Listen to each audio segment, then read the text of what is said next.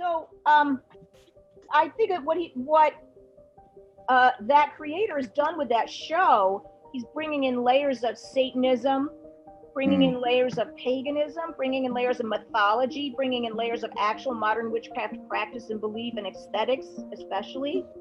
And it's all completely fantastical.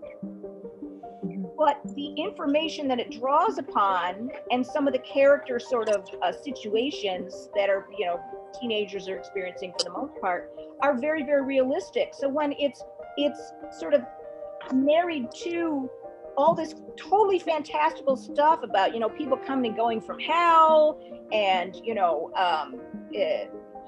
these sisters that are witches that one can just kind of murder the other one and bury her and then she's alive 10 minutes later, just crazy stuff going on.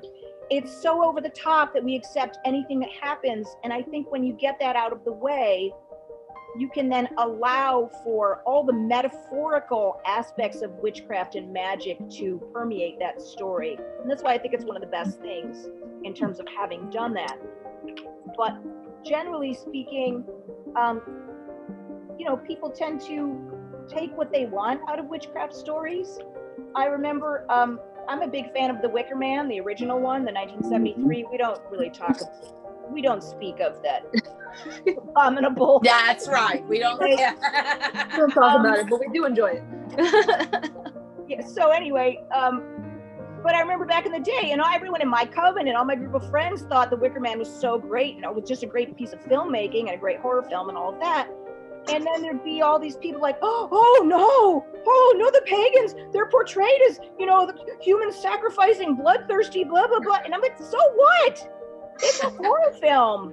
And those guys that wrote it probably had a spliff in one hand and a copy of The Golden Bough in the other. And they were like, what if we, human sacrifice, that's what used to happen back in the day. So why not?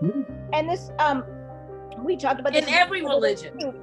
And all of that. The idea that every religion, as modern witches, we cannot enjoy and discuss the fact that the portrayal of witches in cinema does not in any way, in most of the time, relate to what we as witches believe, what we do, what our lives look like. And that we need to admit that the very thing that drew us to witchcraft and paganism in the first place often draws upon these same stereotypes and portrayals and myths and legends. Exactly. We love that. We love the evil witch who has power. We love the witch who is tortured and goes through pain only to rise again and vanquish her, her wrongdoers. We love the young witch coming of age who makes all kinds of crazy mistakes.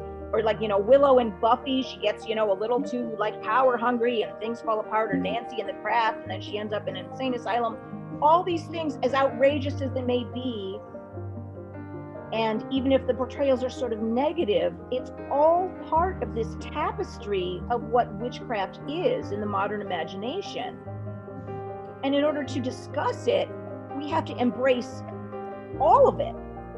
You have to embrace all of it. You can't just say, I only like movies where witches are good. Well, then you're going to be watching the damn Hallmark Channel for the rest of your life, and I feel sorry for you. Correct. That's what it is.